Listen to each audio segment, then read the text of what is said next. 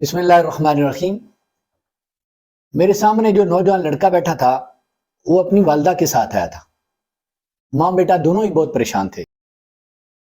پریشانی کی وجہ یہ تھی کہ بچے کو 8ویں کلاس کے فائنل ایگزام کے بعد اس کے سکول فیڈرل گورنمنٹ سکول سے اسے نکال دیا گیا تھا کہ یہ بچہ پڑھنے کے قابل نہیں ہے اور یہ فیل ہو گیا۔ اور وہ ماں اس پریشانی کی حالت میں اس بچے کو لے کر میرے پاس آئی تھی کہ میں اس بچے کو پڑھاؤں۔ اب میرے پاس اگرچہ ٹائم نہیں تھا، لیکن ایک بیوہ ماں کے درد کو سمجھتے ہوئے میں نے اس بچے کو پڑھانے کا فیصلہ کر لیا۔ اور اس سے اس بچے کی کہانی شروع ہوتی ہے جو آج میں آپ کو سنانے جا رہا ہوں۔ میں ہوں آپ کا ہوسٹ حافظ افتخار علی، اور آج ہم بات کریں گے تقدیر کے موضوع پر۔ اور آج ہم بات کریں گے، ہم سب لوگ زندگی کے کسی نہ کسی مقام پر اپنی تقدیر سے ضرور شاکی ہوتے ہیں۔ ہم یہ سوچتے ہیں کہ ہماری تقدیر نے ہمارے ساتھ اچھا نہیں کیا، ہمارے لیے بہت بری تقدیر لکھی گئی ہے، اور ہمارے لیے زندگی کے مصائب اور مسائل بہت زیادہ ہیں۔ اور آج کی یہ ویڈیو ان والدین کے لیے بہت خاص ہونے والی ہے جو والدین اپنے بچوں کی ٹریننگ اور تربیت کے مرحلے سے گزر رہے ہیں۔ ان سٹوڈنٹس کے لیے، ان طلبہ کے لیے بہت خاص ہے جو طلبہ زندگی میں سٹرگل کر رہے ہیں اور زندگی میں آگے بڑھنے کے لیے کوشش کر رہے ہیں۔ اور یہ ان نوجوانوں کے لیے بھی بہت خاص ہے جو اپنی تقدیر سے بہت شاکی ہیں، بہت گلے پالے ہوئے ہیں، اور ایسے لوگ جن کا دل کرتا ہے کہ وہ اپنے آپ کو مار ڈالیں اور ہلاک کر دیں، کیونکہ ان کی زندگی کے اندر ان کے لیے کچھ بھی پرکشش اور کچھ بھی قابل ذکر نہیں ہے۔ ہم سب تقدیر سے یہ گلے کرتے رہتے ہیں۔ میں آپ سے الگ نہیں ہوں، میں بھی ان میں سے ایک رہا جو تقدیر سے بہت زیادہ شاکی رہے۔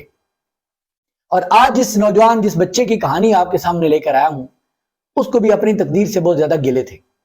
جب اس کی والدہ چلی گئی اور وہ میرے پاس بیٹھا تھا، میں نے اس بچے کے ساتھ انٹروڈکشن کیا اور میں نے اسے جاننے کے لیے اس سے چند ایک سوال کیے اور اسے پوچھا کہ اسے پرابلم کیا ہے۔ اس نے کہا، سر میری تو تقدیر ہی پھوٹ گئی ہے، میرے نصیب ہی اچھے نہیں ہیں۔ میں نے کہا اس کی وجہ، بیٹا یہ جو تمہاری رائے اپنی تقدیر کے بارے میں بنی ہے، اس کی وجہ کیا ہے؟ وہ کہنے لگا، سر ابھی میں چھوٹا تھا، میرا والد فوت ہو گیا، اور اس کے بعد جب میں تھوڑا سا سنبھلا، ہم نے اپنے بڑے بھائی کی شادی کی، تو وہ بھائی جو ہے وہ اپنی بیوی کو لے کر ہم سے الگ ہو گیا۔ اب میری ماں لوگوں کے گھروں کے اندر برتن دھوتی ہے اور لوگوں کے گھروں میں صفائی کا کام کرتی ہے، اور مجھے اور میری چھوٹی بہن کو پالتی ہے۔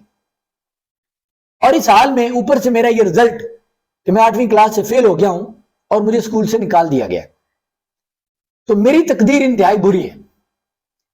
میں نے اس کی بات سنی اور تھوڑی دیر اس کی بات پہ غور کیا، اس سے چند ایک اور سوال کیے تاکہ اس بچے کے اندر جو ابال اور غبار ہے وہ نکل جائے۔ اس کے بعد اس سے میں نے ایک سوال کیا، میں نے کہا، بیٹا ایک سوال میں آپ سے کرتا ہوں، اگر خدا مجھے آپ کی تقدیر کا قلم دے دے اور مجھے یہ اختیار دے دے کہ میں کسی ایسے شخص کو آپ کی تقدیر کا قلم دوں جو آپ کی تقدیر لکھے، آپ کو اس سے کوئی گلہ نہیں ہوگا۔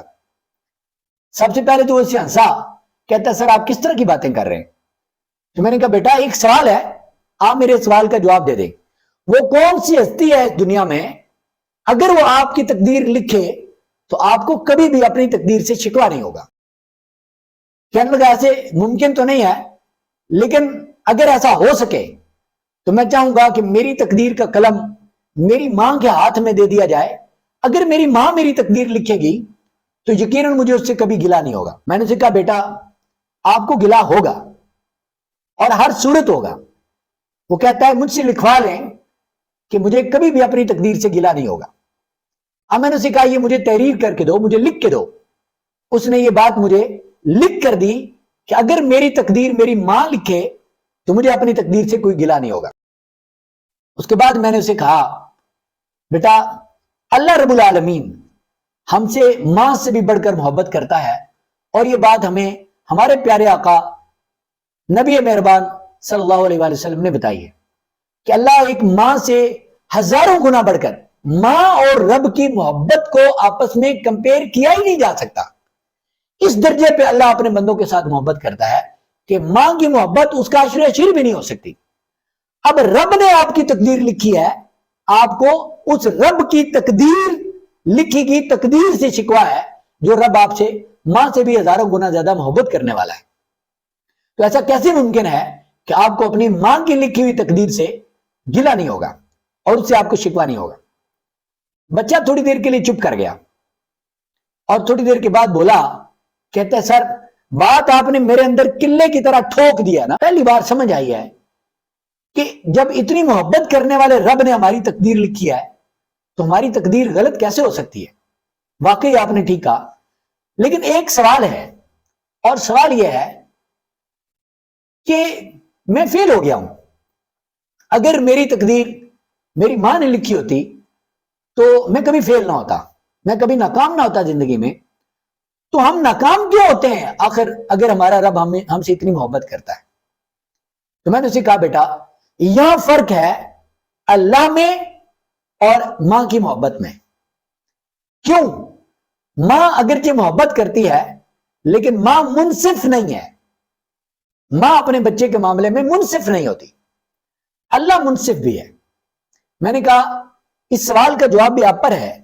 اگر ایک ایسا بچہ جو فرسٹ آیا آپ کی کلاس میں، آپ بتائیں اس کا معمول کیا تھا؟ کہنے لگا وہ دن میں 10-12 گھنٹے پڑھتا تھا اور بہت زیادہ محنتی ہے۔ اور میں نے کہا آپ کا معمول کیا تھا؟ کہنے لگا میرا معمول یہ تھا کہ میں سارا دن آوارہ گردی کرتا تھا، سارا دن روڈ اور مٹر گشت کرتا تھا، اور میرا یہی کام تھا وہاں سے نکلنا تو گراؤنڈ میں چلے جانا کرکٹ کھیلنی، اور میں نے تو کتابوں کو ہاتھ میں نہیں لگایا۔ میں نے کہا بیٹا اب اگر ان دونوں بچوں کا نتیجہ ایک جیسا ہوتا تو کیا یہ انصاف ہوتا؟ کیا یہ ظلم نہ ہوتا؟ کہتا ہے بالکل یہ ظلم ہوتا اور یہ انصاف نہ ہوتا ہرگز۔ میں نے کہا میرے بچے اللہ منصف بھی ہے، وہ اپنے بندوں کو ان کی کوشش کے مطابق عطا کرتا ہے۔ تم نے اپنا وقت برباد کیا، اس میں کہیں پر بھی تمہاری تقدیر کا کوئی قصور نہیں ہے، یہ سراسر تمہارا اپنا قصور ہے۔ قرآن مقدس کے اندر اللہ تعالیٰ فرماتا ہے وَعَلَّيْسَ الْإِنسَانَ إِلَّا مَا سَعَىٰ، ہم انسان کو وہی کچھ عطا کرتے ہیں جس کی وہ کوشش کرتا ہے۔ اگر تم نے کوشش کی ہوتی، اگر تم نے جینوئنلی محنت کی ہوتی تو یقیناً اللہ تعالیٰ تمہیں عطا کرتا اور یقیناً تمہارا یہ نتیجہ نہ آتا جو آج آیا ہے۔ لہذا یہ تقدیر کے ساتھ جو تمہارا شکوہ ہے یہ بالکل بے جا ہے۔ اب اس بچے نے سر جھکا دیا۔ سچائیوں کو قبول کرنا اور سچائی کو ہضم کرنا ایک بہت مشکل مرحلہ ہوتا ہے ہماری زندگی میں، لیکن کامیاب وہی ہوتے ہیں جو سچ کو مان لیتے ہیں، جو سچ کو نگیٹ کرنے کے لیے، اس سے انکار کرنے کے لیے نئی سے نئی دلیل لاتے رہتے ہیں بنی اسرائیل کی قوم کی طرح۔ وہ لوگ زندگی میں کبھی کامیاب نہیں ہوتے۔ لیکن اس بچے کی خوشبختی یہ تھی، شاید اس کی ماں کی دعاؤں کا نتیجہ تھا، کہ وہ بچہ سچائی کو بہت تیزی کے ساتھ قبول کر لیتا تھا، اور اس نے بہت تیزی کے ساتھ اور آسانی کے ساتھ یہ بات قبول کر لی، اور واقعی وہ کہنے لگا اس میں میرا اپنا قصور تھا، میری تقدیر کا قصور ہرگز نہیں تھا، اور میرا تقدیر سے جو شکوہ ہے وہ بالکل بیجا تھا۔ اب اس کے بعد اس بچے نے پڑھنا شروع کیا، لیکن جب وہ پڑھنا شروع ہوا تو سبق اس کے دماغ میں نہیں بیٹھ رہا تھا۔ میں اس کو سبق دیتا، تھوڑا سا سبق دیتا، اس کے لیے بہت محنت اور کوشش کرتا، لیکن اس کے باوجود اسے وہ سبق یاد ہو کے نہیں دے رہا تھا۔ چند دن اس نے کوشش کی اور چند دن کے بعد وہ پھر ہمت ہارنے لگا۔ یہ اس کا سفر، اس کی محنت اور اس کی ایفرٹ میں دیکھ رہا تھا، اور ساتھ اس کی ناکامی کا بھی مشاہدہ کر رہا تھا۔ اب اس کے بعد وہ ایک دن کہنے لگا سر میرے دماغ میں کوئی بات نہیں بیٹھتی، لہذا مجھے لگتا ہے کہ میں کبھی کامیاب نہیں ہو سکتا۔ تو میں نے اسے کہا میرے بچے آپ کیا کھیل کھیلتے ہیں؟ کہنے لگا میں کرکٹ کھیلتا ہوں۔ میں نے کہا اگر تم کرکٹ کھیلتے ہو اس میں کرتے کیا ہو؟ کہتا بالنگ کرتا ہوں۔ میں نے کہا تم دائیں بازو سے بال پھینکتے ہو، اگر کبھی ایسا ہو کہ تمہارا یہ دائیں بازو ٹوٹ جائے اور اس کے اوپر پلستر چڑھا دیا جائے اور 3 مہینے تک اس کے اوپر پلستر چڑھا رہے، اس کے بعد جب یہ پلستر اترے گا تمہارا بازو دوبارہ فنکشن میں آئے گا، کیا تم اتنی ہی تیز بال فوری طور پہ پھینکنے کی پوزیشن میں ہوگے؟ کہنے لگا سر ہرگز نہیں۔ میں نے کہا اس کے لیے کتنا عرصہ چاہیے؟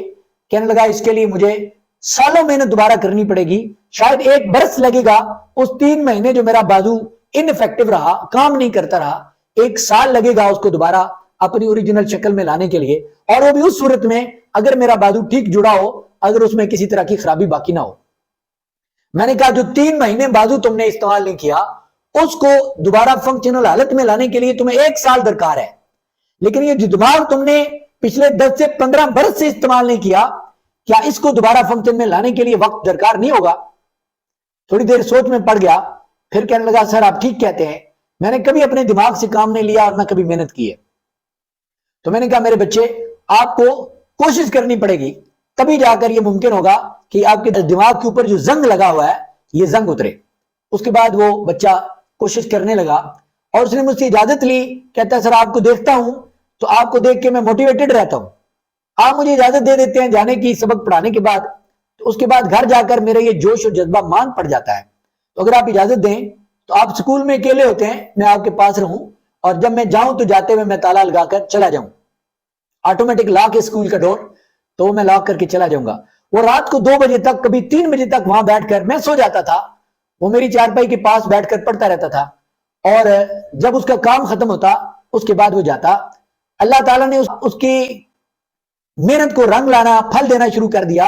आहिस्ता आहिस्ता उसका दिमाग काम करना शुरू हुआ और वो बच्चा जो 8वीं क्लास तक किसी भी क्लास के अंदर कभी भी कोई नुमाया कामयाबी हासिल नहीं कर सका, सिर्फ 1 साल के अंदर उसने मैट्रिक विद साइंस बहुत अच्छे नंबरों के अंदर पास किया और उसके बाद अल्हम्दुलिल्लाह वो आगे मेडिकल लाइन में चला गया और होम्योपैथिक डॉक्टर बना। आज वो एक कामयाब इंसान की हैसियत से अपनी जिंदगी जी रहा है। आप में से भी बहुत सारे लोग ऐसे होंगे जो यकीनन जिंदगी के मुख्तलिफ मराहल में अपनी तकदीर से शाकी रहे होंगे और उनको बहुत बड़े बड़े गिले होंगे अपनी तकदीर से, लेकिन अगर वो ईमानदारी से देखें, अगर वो अपने गिरबान में नजर डालें तो उनको नजर आएगा कि तकदीर से ज्यादा उनका अपना कसूर है।